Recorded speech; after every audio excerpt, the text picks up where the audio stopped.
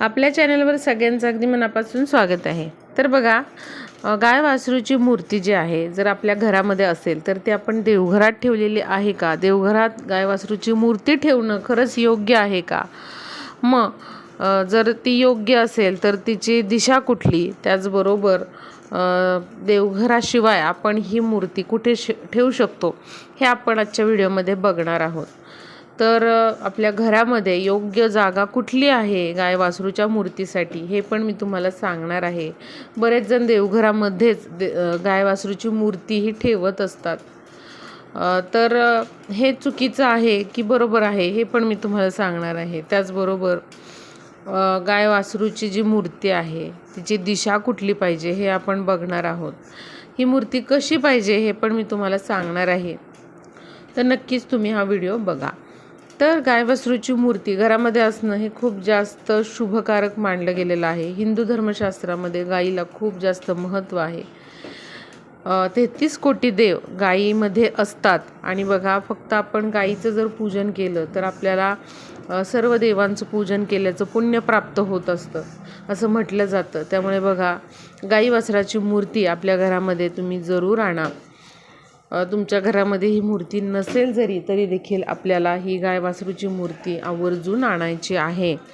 आपल्या घरामध्ये गाय वासरूची मूर्ती असल्यामुळे घरामध्ये सुख समृद्धी येते, सौभाग्य लाभतं। त्याचबरोबर घरामधल्या अनेक अडचणी दूर होतात। त्याचबरोबर कुटुंबामध्ये एकोपा निर्माण होतो, वात्सल्य, प्रेम भावना या गोष्टी त्या कुटुंबामध्ये राहतात। एक वातावरण आपल्या घरातलं सकारात्मक राहतं किंवा आपल्या घराला जे काही वाईट शक्ती असतात तर त्या दूर राहतात। त्यामुळे गाय वासरूची मूर्ती प्रत्येक घरामध्ये असणं खूप महत्त्वाचं आहे। तुम्ही अगदी छोटीशी मूर्ती आणा तरीही चालेल, खूप मोठीच मूर्ती आणावी गाय वासराची असं देखील काहीही नाही। अगदी तुम्ही छोटीशी जी मूर्ती मिळते ती तुम्ही घेऊन येऊ शकता। धार्मिक साहित्याचं दुकान जिथे आहे त्या ठिकाणी गाय वासरूची मूर्ती तुम्हाला मिळून जाईल। यथाशक्ती तुम्ही कुठल्याही धातूची मूर्ती घेऊ शकता। तुम्ही एकतर पितळेची घेऊ शकता किंवा मग पंचधातूची घ्या, किंवा जर तुम्हाला शक्य असेल तर तुम्ही चांदीची देखील गाय वासरूची मूर्ती आणू शकता, किंवा मातीच्या मूर्ती ज्या मिळतात गाय वासराच्या त्या देखील तुम्ही घरामध्ये आणू शकता। पण लक्षात ठेवा, ज्या फायबरच्या प्लास्टिकच्या मूर्त्या असतात गाय वासराच्या, जे आपण म्हणतो ना अनब्रेकेबल असतात, आपण मूर्ती घ्यायला गेलो तर अनेक वेळा आपल्याला दुकानदार सांगतात की ही अनब्रेकेबल आहे, ताई तुम्ही ही घेऊन जावा मूर्ती, ही खूप चांगली आहे, ही पडली तरी फुटत नाही। बघा, तशी फायबरची मूर्ती चुकूनही घरामध्ये आणू नका, किंवा प्लास्टिकची मूर्ती आणू नका। तुम्हाला जर धातूची मूर्ती घ्यायची नसेल तर तुम्ही मातीची मूर्ती आणा, ती चालेल। पण फायबर किंवा प्लास्टिक अशा प्रकारच्या मूर्त्या आपल्याला घरामध्ये आणायच्या नाहीत।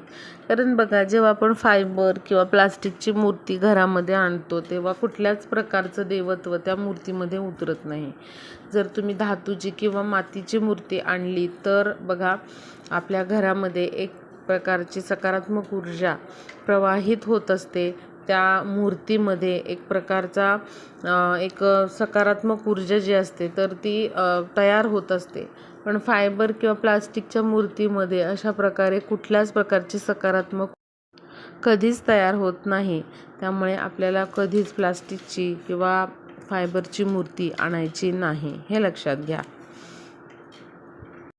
आता तुम्हाला कोणी गिफ्ट दिलेले असेल, भेट म्हणून दिलेली असेल गाय वासरूची मूर्ती, तर ती देखील तुम्ही पूजनामध्ये ठेवू शकता किंवा तिचं तुम्ही पूजन करू शकता, काहीही हरकत नाही। किंवा तुम्ही स्वतः तुमच्या पैशाने विकत आणली तरी देखील चालेल। गाय वासराची मूर्ती आणताना गाईचं तोंड जे आहे, मुख जे आहे ते डावीकडं असावं आणि वासराचं जे तोंड आहे ते उजवीकडे असावं, अशा पद्धतीची मूर्ती आपल्याला घ्यायची आहे, हे लक्षात घ्या। मूर्ती घेताना मूर्तीचा आकार चांगला असावा, सुबक अशी मूर्ती असावी, अशा पद्धतीने तुम्ही ती मूर्ती घ्या। गाय आणि वासरू जे आहे तिचं, तर ते व्यवस्थित सुबक असावं, ठळक दिसावं अशा पद्धतीने आपल्याला ही गाय वासराची मूर्ती घ्यायची आहे. तुम्ही पितळेची घ्या, पंचधातूची घ्या किंवा चांदीची घ्या किंवा मातीची घ्या, चालेल, काहीही हरकत नाही. आता कुठल्या दिवशी ही गाय वासरूची मूर्ती तुम्ही घरात आणू शकता, कुठल्याही शुभदिनी तुम्ही आणू शकता. आता गुढीपाडवा हा सण येत आहे, तर गुढीपाडव्यापासून बघा मराठी नवीन वर्ष सुरू होतं. तर अशा या शुभदिनी तुम्ही गाय वासराची मूर्ती घरात आणून पूजन केलं तरी चालेल, जर तुमच्याकडे गाय वासराची मूर्ती नसेल तर. किंवा कुठल्याही गुरुवारी किंवा मग शुक्रवारी तुम्ही गाय वासराची मूर्ती घरामध्ये आणू शकता. आता बघा, देवघरामध्ये ही गाय वासराची मूर्ती ठेवायची की नाही, तर बघा गाय वासराची मूर्ती ज्यांच्याकडे आहेत ते बरेच जण देवघरामध्ये तिचं पूजन करतात, गाय वासरूच्या मूर्तीचं पूजन हे करत असतात. तर बघा हे चूक आहे का बरोबर, बऱ्याच जणांना हा प्रश्न पडतो. तर लक्षात घ्या, तुम्ही देवघरामध्ये देखील गाय वासरूचं पूजन करू शकता, काहीही हरकत नाही. आणि त्याचबरोबर बघा, मी अजून एक जागा तुम्हाला सांगते की जिथे तुम्ही गाय वासराची मूर्ती अवश्य ठेवली पाहिजे, आणि ती जागा म्हणजे तुमची जी तुळस आहे त्यामध्ये तुम्ही एक छोटी का होईना पितळेची गाय वासराची मूर्ती आणा आणि ती तुम्ही तुमच्या तुळशीमध्ये अवश्य ठेवा. बघा, जेव्हा तुम्ही ही मूर्ती गाय वासरूची मूर्ती तुमच्या तुळशीमध्ये ठेवाल तेव्हा खूप जास्त प्रमाणामध्ये सकारात्मक ऊर्जा आपल्या घरामध्ये प्रवेश करते. कुठल्याच प्रकारचा किंवा जे वाईट शक्ती असतात तर त्या आपल्या घरामध्ये प्रवेश करत नाही. तुमच्या आयुष्यामध्ये जर आर्थिक अडचणी सुरू असतील तर या सगळ्या आर्थिक अडचणी या एका उपायामुळे दूर होतात. त्यामुळे तुम्ही गाय वासरूची मूर्ती अवश्य तुमच्या तुळशीमध्ये ठेवायची आहे. आणि लक्षात घ्या, रोज संध्याकाळी आपल्याला तुळशीसमोर म्हणजेच काय तर जिथे आपण गाय वासरूची मूर्ती पण ठेवणार आहोत तुळशीमध्ये, तर तिथे रोज संध्याकाळी दिवा तुम्हाला प्रज्वलित करायचा आहे. गुरुवारी तर करायचाच आहे तुळशीसमोर दिवा प्रज्वलित. बघा, हा उपाय केल्यामुळे, उपाय म्हणजे काही नाही, फक्त आपल्याला एक मूर्ती आणायची आहे गाय वासरूची आणि ती ठेवायची आहे तुळशीमध्ये. दररोज पूजा केल्यानंतर तुळशीला पाणी अर्पण करायचं आणि तेव्हाच आपल्याला तिथल्या गाय वासरूला पण पाणी अर्पण करायचं आहे. म्हणजेच काय तर तुम्ही आता तुळशीमध्ये मूर्ती ठेवलेली आहे गाय वासराची, तर जेव्हा तुम्ही तुळशीला स्वच्छ पाणी अर्पण कराल तेव्हा गाय वासराला पण देखील आपल्याला पाणी जे आहे ते अर्पण करायचे. आणि हळद कुंकू जे आहे ते तुळशीबरोबरच गाईला वासराला देखील आपल्याला लावायचं आहे. काही दिवसांमध्ये तुम्हाला खूप चांगला फरक जाणवेल. पैशाच्या अनेक अडचणी यामुळे दूर होतात. त्यामुळे अवश्य तुम्ही गाय वासराची जी मूर्ती आहे ती तुळशीमध्ये ठेवायला सुरू करा. बघा, माता लक्ष्मी आपल्या घरामध्ये अखंड वास करते. कधीच माता लक्ष्मी आपल्या घरातून निघून जात नाही.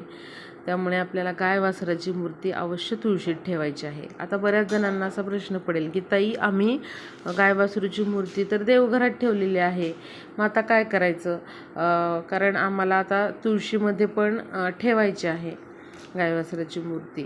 तर बघा, तुम्ही दुसरी गाय वासराची मूर्ती विकत आणू शकता. एका घरामध्ये तुम्ही 2 गाय वासराच्या मूर्ती ठेवू शकता. एक तुम्ही तुमच्या देवघरामध्ये तिचं पूजन करू शकता आणि दुसरी जी मूर्ती आहे तर ती तुम्ही तुळशीमध्ये ठेवू शकता, काहीही हरकत नाही.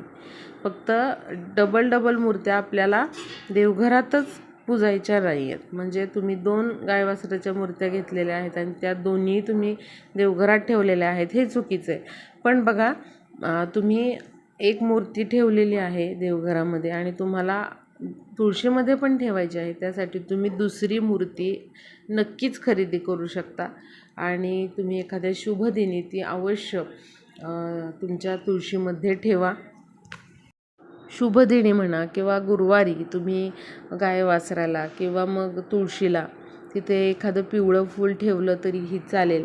बघा, असा हा साधा सोपा उपाय आहे. उपाय म्हणजे काय, फक्त गाय वासराची मूर्ती जी आहे ती आपल्याला तुळशीमध्ये ठेवायची आहे. आणि गाय वासराची मूर्ती ठेवण्याची योग्य दिशा आहे ते म्हणजे उत्तर दिशा किंवा मग पूर्व दिशा. या 2 दिशेंना तुम्ही गाईचं तोंड येईल अशा पद्धतीने मूर्ती ठेवू शकता. आणि देवघरामध्ये जर तुम्हाला गाय वासरूची मूर्ती ठेवायची असेल तर तुम्ही खालच्या पायरीवर ती देवघरामध्ये गाय वासरूची मूर्ती जी आहे तर ती ठेवू शकता. व्हिडिओला जास्तीत जास्त शेअर करा म्हणजे सर्वांना ही माहिती समजेल.